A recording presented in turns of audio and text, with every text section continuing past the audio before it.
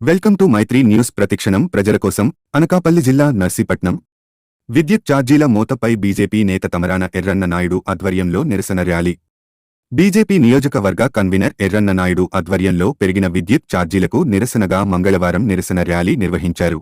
ఈ సందర్భంగా ఎర్రన్న నాయుడు మాట్లాడుతూ ప్రస్తుత వైసీపీ ప్రభుత్వం పేదల నడ్డీ విరుస్తుంది అని, పెంచిన కరెంట్ ఛార్జీలు వెంటనే తగ్గించాలని డిమాండ్ చేశారు. కేంద్ర ప్రభుత్వం కరెంట్పై అనేక రాయితీలు ఇస్తుంది, కానీ రాష్ట్ర ప్రభుత్వం ప్రజలకు అందకుండా చేస్తుంది అని ఆవేదన వ్యక్తం చేశారు. పెరిగిన కరెంట్ బిల్లులు తాగించాలని ఆర్డీఓకి మెమోరాండం అందించారు. ఈ కార్యక్రమంలో వెలగా జగన్నాథ్, అసెంబ్లీ కన్వీనర్ పాకలపాటి రవిరాజు, రాష్ట్ర కిసాన్ మోర్చా ప్రధాన కార్యదర్శి లాలం వెంకటరమణారావు, నాతవరం మండల అధ్యక్షులు బోలన్ శివ, నర్సీపట్నం మండల అధ్యక్షులు చందక గౌరునాయుడు, గొలుగొండ మండల అధ్యక్షులు అడిగర్ల సతీష్, నర్సీపట్నం నియోజకవర్గ సంయోజక్ మర్రి నాయుడు, మాకవరపాలెం మండల ఉపాధ్యక్షులు మరియు ఇతర కార్యకర్తలు పాల్గొన్నారు.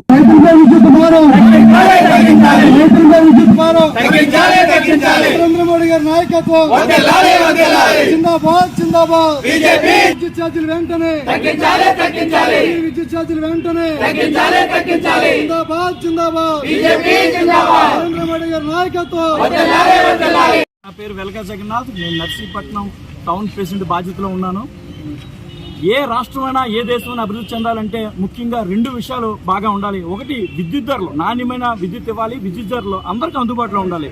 రెండు, రోడ్లు బాగుండాలి. ఈ రెండు కూడా బాగుంటే ఏ రాష్ట్రమైనా ఏ దేశమైనా చక్కగా అభివృద్ధి చెందుతుంది. అయితే మన ఆంధ్ర రాష్ట్రంలో దురదృష్టవశాత్తు ఈ రెండు కూడా దరిద్రంగా ఉన్నాయి. ఇప్పటికీ ఈ ఆంధ్ర రాష్ట్రంలో విద్యుత్ ధరలు 10 రెట్లు మన జగన్మోహన్ గారి పరిపాలన స్టార్ట్ అయిన దగ్గర నుంచి 10 రెట్లు పెరిగాయి అన్నమాట. ఈ విధంగా ఉండటం వల్ల సామాన్య ప్రజానికి నడ్డి విరిగిపోయింది.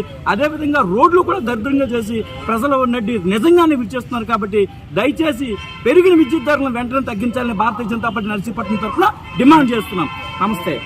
ఇచ్చినటువంటి విద్యుత్ ఛార్జీలని వెంటనే తగ్గించాలని, పెరిగిన విద్యుత్తును అందించాలని భారత ప్రభుత్వం, రాష్ట్ర ప్రభుత్వం కల్పించినటువంటి సౌకర్యాలన్నింటినీ, విద్యుత్పై సౌకర్యాలన్నింటినీ అంటే ట్రాన్స్ఫార్మర్లు ఆధునీకరించడం, గ్రిడ్లు అనుసంధానం చేయడం, అలాగే ఎల్ఈడి బల్బులు ఇచ్చి విద్యుత్ని ఆదా చేయడం, ఇటువంటి ఎన్నో ప్రభుత్వ కార్యక్రమాలు కేంద్ర ప్రభుత్వం రాష్ట్రానికి ఇస్తున్నప్పటికీ నరేంద్ర మోడీ గారు చేసిన సేవలన్నింటికి ప్రజలకు అందనీయకుండా విద్యుత్ ఛార్జీలను పెంచి ఆంధ్రప్రదేశ్ ప్రజలందరినీ నడ్డివిరుస్తున్నటువంటి ఈ ముఖ్యమంత్రిపై ప్రజాగ్రహం తీవ్రంగా ఉంది.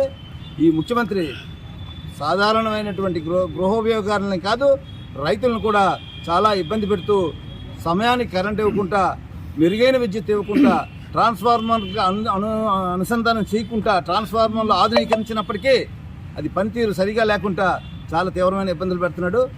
విద్యుత్ ఛార్జీలు 5 సార్లు పెంచి మాట తప్పాడు. ప్రభుత్వంలోకి రాకముందు ఒక మాట, ప్రభుత్వంలోకి వచ్చాక ఒక మాట ఈ ముఖ్యమంత్రి చేస్తున్నాడు.